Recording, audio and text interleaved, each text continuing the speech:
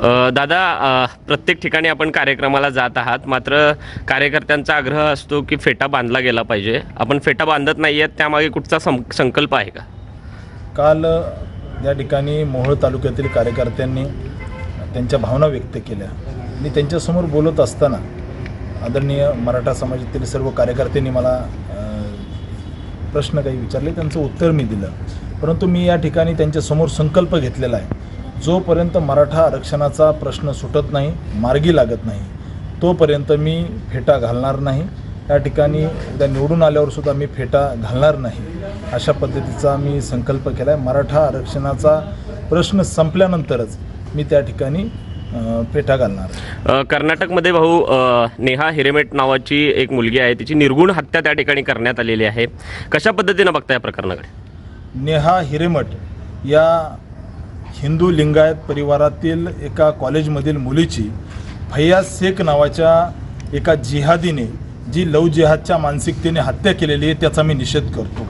या ठिकाणी एका सामान्य मुलीला अशा पद्धतीने लव जिहादसाठी तिची खुलेआम हत्या करणं, चाकूने भोसकून हत्या करणं, हे या ठिकाणी हिंदू समाजामध्ये, हिंदू लिंगायत समाजामध्ये प्रचंड आक्रोश आहे. मी याचा निषेध करतो. नेहाच्या मारेकऱ्याला त्या ठिकाणी सरकारने किंवा या ठिकाणी कायदा व्यवस्थेने ठेचून काढलं पाहिजे, अशी मानसिकता ठेचायला पाहिजे. आणि निश्चित नेहाच्या आत्म्याला शांती लाभो. आणि आमच्या बहिणीला, एका हिंदू लिंगायत परिवारातील बहिणीला, नेहाला ज्या पद्धतीने जिहादींनी चाकूने भोसकून तिची हत्या केलेली आहे लव जिहादच्या मानसिकतेतून, मी याचा निषेध करतो. तिथे काँग्रेसचं सरकार आहे, काँग्रेसचं सरकारच कायम जिहादींना मागे घालायचं काम करतं.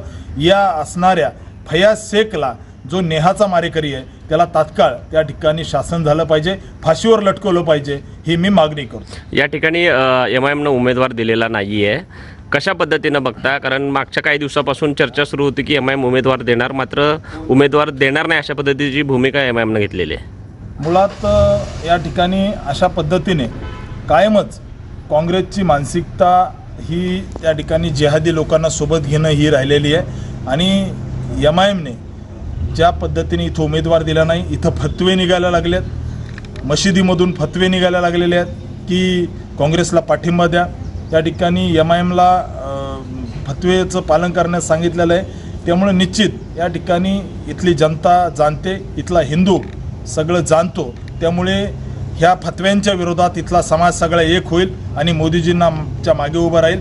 मोदीजींना पाडण्यासाठी या ठिकाणी सोलापूरमध्ये मशिदीतून फतवे निघायला लागलेत, मी याचा निषेध करतो. आणि पूजनीय डॉक्टर बाबासाहेब आंबेडकरांचं संविधान खऱ्या अर्थानं वाचवण्यासाठी आपण मोदीजींच्या मागे उभं राहावं.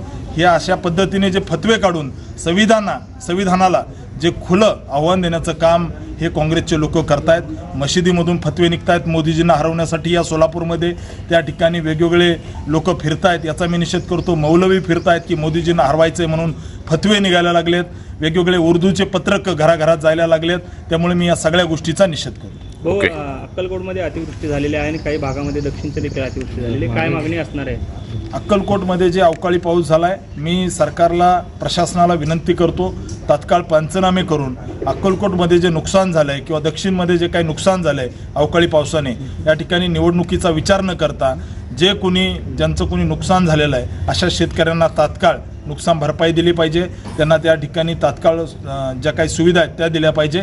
सरकारने या विषयामध्ये लवकर पंचनामे करून पटकन या ठिकाणी शेतकऱ्यांना नुकसान भरपाई दिली पाहिजे.